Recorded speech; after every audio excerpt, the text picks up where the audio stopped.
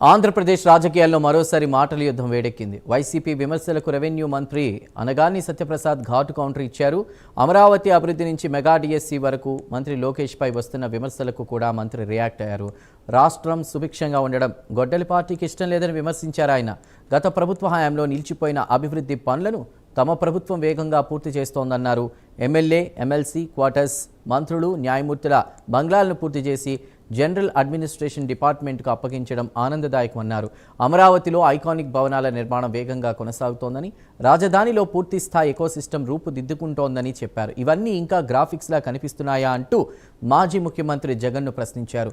మంత్రి లోకేష్ రాజీనామా చేయాలంటూ వస్తున్న డిమాండ్లను కూడా అనగాని తీవ్రంగా ఖండించారు. మెగా డిఎస్సిని విజయవంతంగా నిర్వహించినందుక, డొక్కా సీతమ్మ మధ్యాహ్న భోజన పథకాన్ని సమర్థవంతంగా అమలు చేస్తున్నందుక, ప్రభుత్వ పాఠశాలలో విద్యార్థులకు నాణ్యమైన పుస్తకాలు, యూనిఫామ్లు, కిట్లు, షూస్ అందిస్తున్నందుక లోకేష్ రాజీనామా చేయాలా అంటూ కూడా ఆయన ప్రశ్నించారు.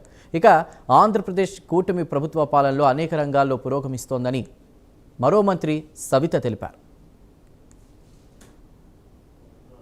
ఏదైతే అబద్ధాల పునాదులు పుట్టినటువంటి పార్టీ కాబట్టి అన్ని అబద్ధాలు చెప్పి 2019లో తెలుగుదేశం పార్టీ, కూటమి పార్టీ ఓడిపోయిన తర్వాత దీనిపైన బురద జల్లి ఎవరైతే అసెంబ్లీలో చెప్పాడో తప్పకుండా రాజధాని ఇక్కడే రావాలా, సెంట్రిక్గా ఉంది ఇది స్టేట్కి, తప్పకుండా 30,000 ఎకరాలు రావాలని చెప్పినటువంటి వ్యక్తి మాట మార్చి మరి 3 రాజధాని అన్నాడు, ప్యాకెట్ అన్నాడు, ఇదన్నాడు, ఇది చేశాడు. మళ్ళీ ఇప్పుడు చూస్తే కొత్తగా పిచ్చిగా మ్యావిగాన్ అంటా ఉన్నాడు, మళ్ళీ విజయవాడ అంటాడు, రేపొద్దున ఇంకోటి అంటాడు. అట్లా అంటే చెప్పాను నేను మొన్న కూడా, ఎవరిని కూడా సుభిక్షంగా ఉండటం ఆయనకి ఇష్టం లేదు. ఆ గొడ్డల పార్టీ అధ్యక్షుడికి ఇద్దరు కూడా హ్యాపీగా ఉండటం ఇష్టం లేదు. కులాల మధ్య చిచ్చు, ప్రాంతాల మధ్య చిచ్చు, అన్ని రంగాల్లో చిచ్చు పెట్టే ప్రయత్నంలోనే ఈ మ్యావిగాన్ ఒక పేరు.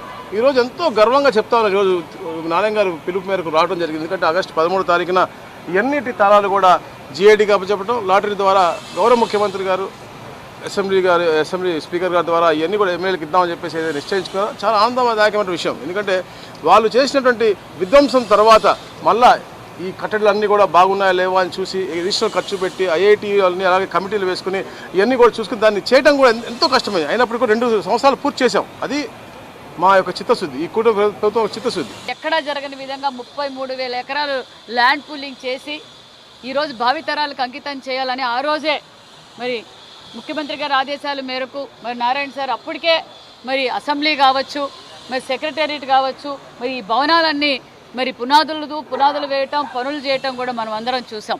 ఆ రోజు ప్రతిపక్ష నేతగా ఉన్న జగన్మోహన్ రెడ్డి గారు మరి అసెంబ్లీ సాక్షిగా మరి నేను 33,000 ఎకరాలకు ఆ రాజధాని ఒప్పుకుంటున్నానని చెప్పి మరి నాకు ఉండటానికి ఒక బంగ్లా కూడా నాకుంది, మీ చంద్రబాబు నాయుడు గారికి బంగ్లా కూడా లేదు, కూర్చోవడానికి కుర్చీ లేకపోయిన సమయంలో మరి రాష్ట్ర భావితరాల భవిష్యత్తు కోసం బస్సులో కూర్చొని పరిపాలన చేసిన వ్యక్తి విజనరీ లీడర్ మాన్యశ్రీ ముఖ్యమంత్రి చంద్రబాబు నాయుడు గారు.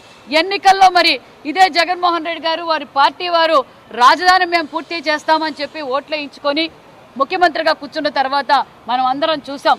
5 సంవత్సరాలు మరి ఇక్కడ ఎంతో గొప్ప మనసుతో మరి భూములు ఇచ్చిన రైతులు కావచ్చు, మహిళా రైతులు కావచ్చు, వారు దేవస్థానం నుంచి న్యాయస్థానం నుంచి దేవస్థానం కోసం పోయినప్పుడు ఏ విధంగా అసభ్యంగా ప్రవర్తించారో వాడు 3 ముక్కలాట చేసి ఈ రాష్ట్రాన్ని, రాష్ట్ర భవిష్యత్తుని సర్వనాశనం చేసిన పార్టీ వైసీపీ పార్టీ అనే విషయం మనందరికీ తెలుసు. ఆ రోజు కూడా మేము ఇదే కమిట్మెంట్లో ఉన్నాం, ప్రజల దగ్గరికి వెళ్ళాం. మేము ఖచ్చితంగా కూటమి ప్రభుత్వం అధికారంలోకి వస్తాం, ఖచ్చితంగా రాజధాని అమరావతి పనులు పూర్తి చేస్తామన్న విషయం ఆ రోజు మాట చెప్పాం. ఈరోజు మాట నిలబెట్టుకుంటున్న ప్రభుత్వం మరి కూటమి ప్రభుత్వం అన్న విషయం కూడా తెలియజేస్తున్నాం.